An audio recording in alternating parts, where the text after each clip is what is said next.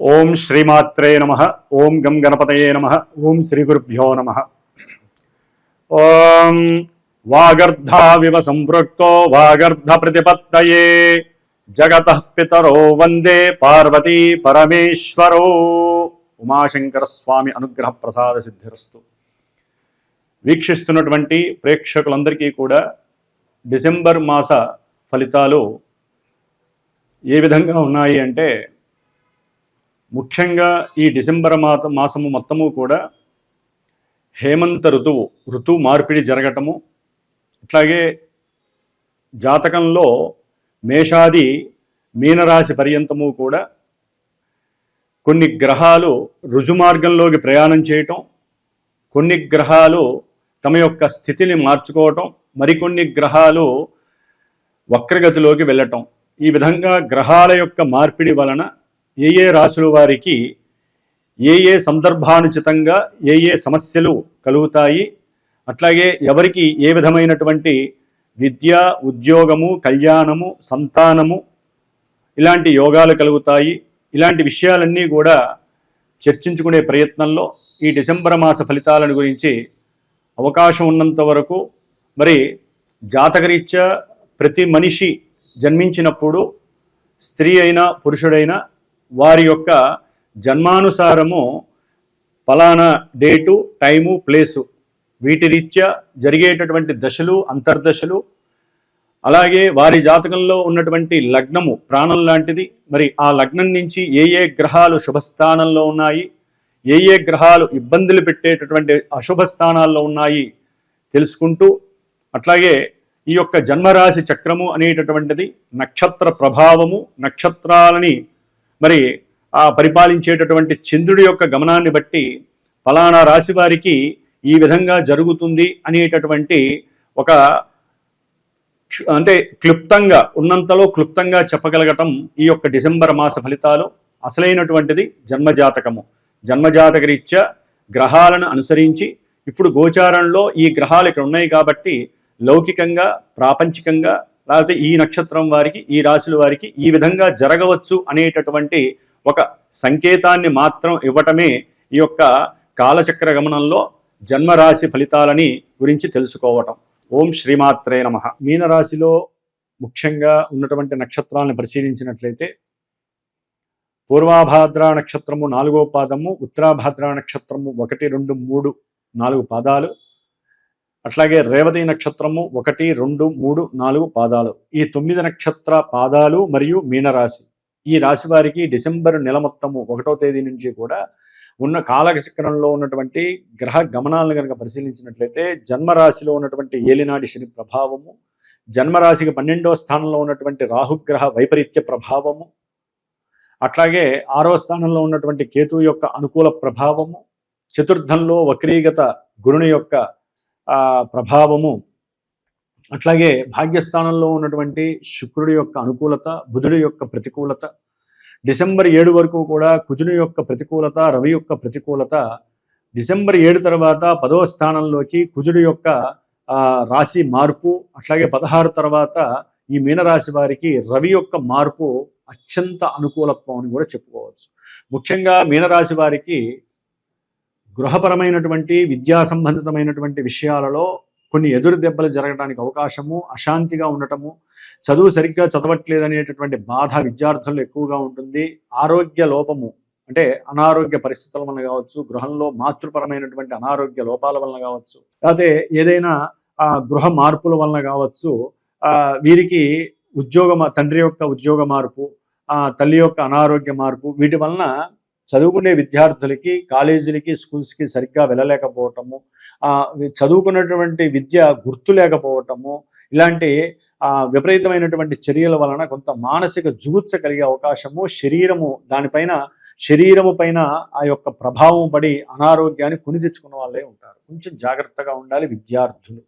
అట్లాగే ఏదైనా గృహ కట్టడాలు కానీ, ఏదైనా భూమి విషయాలలో కానీ బంధుమిత్రాదులతో కావచ్చు, కొంతగా పరిచయమైన వాళ్ళు కావచ్చు, ఉద్యోగ ధర్మంలో ఉన్నటువంటి వాళ్ళు కావచ్చు, విదేశాల ద్వారా ఎవరైనా ఆపరేటింగ్ సిస్టమ్ ద్వారా, ఈ సెల్ ఫోన్స్ ద్వారా ఏదైనా మీ ధనాన్ని పెట్టండి, మీకు ఇంత డబ్బు వస్తుంది, లేకపోతే మీ యొక్క గృహము లేకపోతే మీకు భూమి లభిస్తుంది, ఇలాంటి వ్యవహారాలు ఎన్నో చెప్తూ ఉంటారు. తొందరపడి నమ్మకండి, అవన్నీ ఫ్రాడ్ కాల్స్గా మీరు భావించండి. లేకపోతే లేనిపోని ఆకస్మిక ధన నష్టాలు మీకు ఎదురయ్యే అవకాశాలు ఉంటాయి.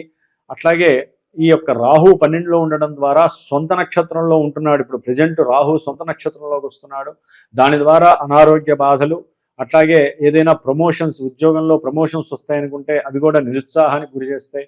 ఏదైనా కొత్త ప్రదేశానికి వెళ్ళినప్పుడు మీకు సరైనటువంటి ఆరోగ్యము నిలకడగా ఉండదు. మానసిక అప్రశాంతత చర్యలు, దుర్వ్యసనాలు, దుస్సాంగత్యాల వలన కూడా మీరు ఎన్నో ఇబ్బందులు పడే అవకాశం కలుగుతుంది. బుద్ధి విహీనత్వము, జ్ఞానలోపత్వం వలన మీ చేతుల దాకా వచ్చినటువంటి కొన్ని ఆర్థిక, ఉద్యోగ, వృత్తిపరమైనటువంటి విషయాల్లో మీరు కొన్ని ఇబ్బందులు ఎదుర్కొనే పరిస్థితులు, ముఖ్యంగా ఏలినాటి శని ప్రభావము.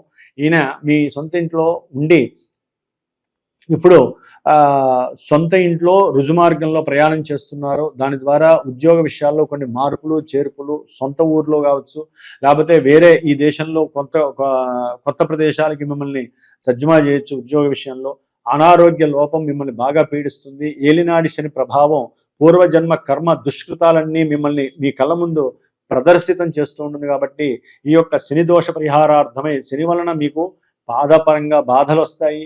ఆ పాదాలలో వేళ్ల మధ్యలో ఎన్నో రకాలైనటువంటి జల సంబంధిత సమస్యలు కావచ్చు, మిమ్మల్ని చాలా చాలా ఆర్థికంగా కొంగదీసే పరిస్థితులు కలుగుతున్నాయని చెప్పుకోవచ్చు. ప్రతిదీ నిరుత్సాహమే. వెనక చేసినటువంటి పాపపుణ్యాలు లెక్కేస్తారు, వెనక ఎవరికన్నా ఏదన్నా పెట్టింది లెక్కలేసి మానసికంగా అప్రశాంతతకు గురవుతారు. కాబట్టి ఇలాంటి వ్యవహారాలు మీకు వచ్చినప్పుడు విషయాలు అవన్నీ గతించిపోయిన రోజులు కాబట్టి వదిలించేయండి. Past is past.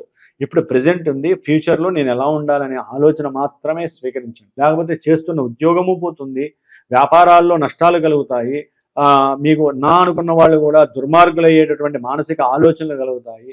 అందరికీ దూరంగా బతకాలి, కుటుంబానికి వెలేసినట్టుగా ఉంటారు, కుటుంబంలో ధనము సరిపడక నానా విధమైనటువంటి అప్పులు చేయాల్సి వస్తుంది.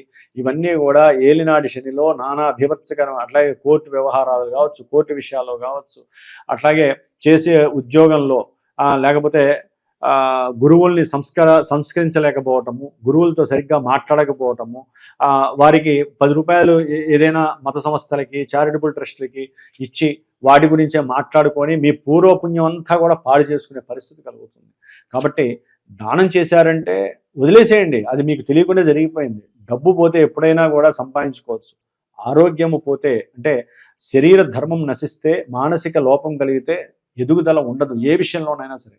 అందుకనే జన్మజాతకంలో ఉన్నటువంటి గ్రహాలు మనల్ని నిర్దేశిస్తూ ఉంటాయి. ఇప్పుడు గోచారంలో మీ జాతకంలో దశాంతర దశలు ఇప్పుడు గోచారంలో ఇవి సరిగ్గా లేవు, కాబట్టి ఈ గ్రహము అనుకూలిస్తుంది జాతకంలో, ఇప్పుడు ఇక్కడ అనుకూలించట్లేదు. కాబట్టి ఆ అనుకూలతను పెంచుకోవడానికి చేసేవే ఈ పరిహారాలు. ఈ పరిహారాలు అభిషేక రూపంలో ఉండొచ్చు, జప రూపంలో ఉండొచ్చు, దాన రూపంలో ఉండొచ్చు, పూజలు, అట్లాగే హోమాలు, ఇట్లా ఎన్నో రూపాలుగా మన యోగులు ఋషులు మనకి ఇచ్చారు. ముఖ్యంగా భాగ్యంలో ఉన్నటువంటి శుక్రుడు చక్కటి ఆకస్మికంగా మీరు అంతకుముందు కుటుంబపరంగా కావచ్చు, భార్యాభర్తల్లో ఎవరైనా మాట సహాయం చేస్తే వారి ద్వారా ధనం రావచ్చు, ఆకస్మికంగా చక్కటి కుటుంబపరంగా అన్నదమ్ముల పరంగా కూడా మీకు ధనము లభించే అవకాశము, అట్లాగే పూర్వపుణ్య ఫలం అంతా కూడా మూట కట్టినట్టుగా ఏదో రకంగా మీకు అనుకోకుండా బ్యాంకులో ధనము ఆపరేట్ అవుతూ ఉంటుంది. భాగ్యం చక్కగా ఏదైనా లాటరీ టికెట్ ద్వారా రావచ్చు, లేకపోతే ఏదైనా, అంటే జూదం అంటే తప్పు, కానీ ఏదైనా ఒక పందెం కాయడం ద్వారా కూడా ధనము రావడానికి అవకాశం ఉంటుంది. ఇది జాతకంలో ఓకే అయితేనే. కాబట్టి ఈ యొక్క బుధుడు 9లో ఉండటం ద్వారా విద్యార్థులు ఏదో ఆశిస్తారు, తమ యొక్క నాలెడ్జ్ని బయటికి ప్రదర్శించాలి, కొత్త ఇన్నోవేషన్స్ మేము కనిపెట్టామని చెప్పి అనుకుంటారు, దాన్ని లోకానికి చూపించాలని చెప్పి ఏదో తయారు చేస్తారు, కానీ ఉన్నట్టుండి అది కాస్త నిర్వీర్యమయ్యే పరిస్థితి కలుగుతుంది. అట్లాగే తల్లి యొక్క ఆరోగ్యపరంగా, తండ్రి యొక్క ఆరోగ్యపరంగా అకస్మాత్తుగా మీకు కొంచెం ఇబ్బందులు కలగడానికి అవకాశం ఉంటుంది. దాని ద్వారా బ్రెయిన్ పవర్ అనేటటువంటిది, బుద్ధి వికాసత్వం అనేటటువంటిది తగ్గే అవకాశం ఉంటుంది. ముఖ్యంగా వ్యాపారస్తులు ఎవరైతే ఉంటారో వారికి వ్యాపార ధర్మం నశిస్తుంది. భార్యాభర్తల మధ్య అనుకోనటువంటి కొన్ని సంఘటనలు మీ యొక్క భాగ్యహీనత్వాన్ని కలుగజేస్తాయి, మీ మధ్య లేనిపోని సమస్యలను కూడా సృష్టిస్తాయనే చెప్పుకోవచ్చు. అయితే రవి డిసెంబర్ 16 తర్వాత ఈ మీనరాశి వారికి 10వ స్థానంలో వస్తున్నారు కాబట్టి విదేశాల్లో ఉన్న వాళ్ళకి కావచ్చు, ఇక్కడ వాళ్ళకి కావచ్చు, మరి ఉద్యోగము తప్పనిసరిగా రావటానికి అవకాశాలు మెండుగా ఉన్నాయని చెప్పుకోవచ్చు. గవర్నమెంట్ వాళ్ళు కూడా జాబ్స్ రిలీజ్ చేయటము, జాబ్స్ రావటము ఇలాంటివి కూడా జరగడానికి అవకాశం ఉంటుంది. కాబట్టి డిసెంబర్ 7 తర్వాత ఈ కుజగ్రహము 10వ స్థానంలోకి వచ్చి కర్మ ప్రారంధాలను కలుగు చేస్తుంది. అంటే మత విశ్వాసాలని దూరం చేయటము, ఇది సాంప్రదాయం కాదు, ఇది ఆచారం కావచ్చు, మన ధర్మం కాదు ఇది, ఇట్లాంటి అనకూడదు. కానీ రెటమటపు మాటలు, వాగ్వాదపు చర్యలు, అవసరం లేని మాటలు జారటము కర్మ దోషాల్ని కలుగు చేస్తాయి. కొంచెం జాగ్రత్త వహించండి. తండ్రితో మాట్లాడేటప్పుడు, కుటుంబ సభ్యులతో, అన్నదమ్ములతో మాట్లాడేటప్పుడు, ఉద్యోగస్తులతో మాట్లాడేటప్పుడు, కార్మికులు, కర్షకులు, మీకన్నా కింద పనిచేసే వాళ్ళతో మాట్లాడేటప్పుడు కొంచెం జాగ్రత్త పడి మాట్లాడండి. ఆర్థికంగా ఎదుగుతారు. ఉద్యోగరీత్యా కూడా మీకు మంచి గుర్తింపు లభిస్తుందని గుర్తుపెట్టుకోండి. లేదా చాలా చాలా ఉద్యోగంలో చాలా వైపరీత్యమైనటువంటి డౌన్ఫాల్స్ మీరు చూడాల్సిన పరిస్థితి, ఈ శని కుజుల యొక్క ప్రభావము చాలా ఇబ్బందిగా ఉంటుంది. కాబట్టి జన్మజాతక పర్యవేక్షణ ద్వారా మీ జాతకంలో నడుస్తున్నటువంటి దశాంతర దశలు ఏంటి, మీకు ఇప్పుడు ప్రజెంట్ గోచారము జాతకానికి అన్వయిస్తుందా లేదా, దాని పరంగా మీరు ఏ పూజలు చేసుకోవాలి, హోమాలు చేసుకోవాలి, అభిషేకాలు చేసుకుంటే మేము సర్వైవ్ అవుతాం అనేటటువంటి విషయాల్ని మీరు జాతకరీత్యంగా క్షుణ్ణంగా పరిశీలించుకోండి. మీనరాశి వారు ముఖ్యంగా హనుమంతుడికి సంబంధించిన ఏ పూజలోనైనా పార్టిసిపేట్ చేయండి. తమలపాకుతో అర్చన చేయండి. నల్ల నువ్వులు ఏదైతే తెల్ల నువ్వులతో కానీ జీడీలు ఉంటాయి, అవి శనివారం పూట నైవేద్యం పెట్టి రావి చెట్టు చుట్టూ కూడా ప్రదక్షిణాలు చేయండి. విద్యార్థులు, సంతానం కావాలనుకునేవారు, విద్యని అభ్యసించేటటువంటి వారు, ధనము కావాలనుకునేవాళ్ళు, ఇబ్బందులు పడే దీర్ఘకాలిక అనారోగ్య సమస్యలు పడేవాళ్ళు రావి చెట్టు చుట్టూ ఒక 8 శనివారాలు లేదా 19 శనివారాలు పసుపు దారం చుడుతూ గనక మీరు గనక, అంటే వివాహము, సంతానము, విద్య, వీరికైతే పసుపు దారము, అనారోగ్య దీర్ఘకాలిక అనారోగ్య సమస్యలు, మృత్యు భయాలు, ఇవన్నీ కొన్ని సమస్యలు, అప్పుల బాధలు అనుభవించే వాళ్ళు నల్లదారాన్ని గనక చుడుతూ గనక 19 ప్రదక్షిణాలు చేసి దీపారాయణ చేసి కాస్త పంచదార లేకపోతే నల్ల నువ్వులు ఉండి అక్కడ పెట్టేసేయండి. అవి గనక చీమలో ఏదో ఒక జీవరాశి ఉంటే మీ చేత్తో ఎవరికైనా 10 మందికి పంచండి, మీకు శుభం చేకూరుతుంది. ఓం నమో నారాయణాయ నమః.